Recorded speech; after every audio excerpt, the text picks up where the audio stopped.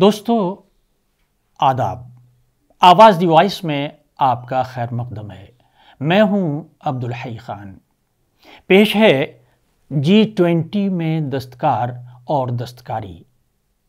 G20 conference کے لیے آنے والے غیر ملکی مہمانوں کو ہندوستانی ثقافت اور روایت سے متعارف کرانے کے لیے national museum of modern art میں ایک نمائش روٹ اینڈ روٹس کا انعقاد کیا گیا ہے۔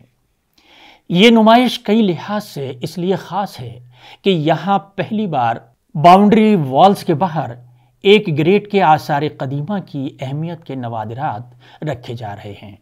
فرمائش کی نوڈل سی نیشنل میوزیم ہے۔ نمائش میں 12 عجائب گھروں سے لائے گئے نوادرات رکھے گئے ہیں۔ یہاں آپ کو بتاتے چلیں کہ 200 سے زائد نوادرات، زیورات اور سکوں کے ذریعے ہندوستان کی مسلسل ترقی کو دکھانے کی کوشش کی گئی ہے۔ نیشنل میوزیم کے تقریباً 124 نوادرات کو نمائش میں رکھا گیا ہے۔ یہاں بہت سے نوادرات کے ماسٹر پیس نصب ہیں جنہیں اے گریڈ کی کیٹیگری میں رکھا گیا ہے۔ ان کی کل تعداد 66 ہے۔ کھدائی کے دوران پائے جانے والے نوادرات کے ساتھ ساتھ نمائش میں پینٹنگز، زیورات، سکے، مخطوطات اور فن پاروں کی چیزیں بھی شامل ہیں جو ہندوستانی تاریخ کے بارے میں معلومات فراہم کراتی ہیں۔ خاص طور پر سینٹرل ایشین کلیکشن یہاں آویزاں ہو رہا ہے۔ یہ نوادرات مور دور سے جدید دور تک کے ہیں۔ اس کے ذریعے مرکزی حکومت کانفرنس میں ہندوستانی فلسفہ، فنی اور ثقافتی تاریخ کو پہچانے جانے کی کوشش کر رہی ہے۔ اس کے علاوہ غیر ملکی مہمانوں کو بھی اپنے اہل خانہ کے ساتھ اس نمائش کو دیکھنے کا موقع دیا جا رہا ہے۔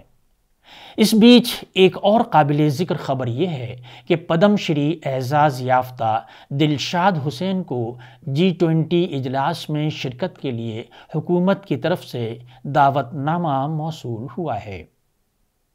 اس کی اطلاع ملتے ہی ان کے اہل خانہ اور دستکار تنظیموں میں خوشی کی لہر دوڑ گئی ہے۔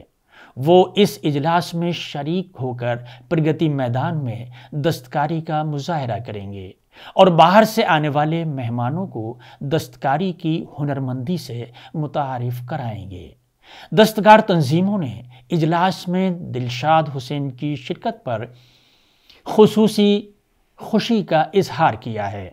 اس موقع پر آل انڈیا ہینڈی کرافٹس بورڈ کے سابق ممبر اعظم انصاری نے کہا کہ یہ ہمارے شہر کے لیے فخر کی بات ہے کہ دستکاری سے وابستہ شخص کو اجلاس میں مدعو کیا گیا ہے۔ پدم شری اعزاز یافتہ دلشاد حسین کا تعلق مراد آباد سے ہے۔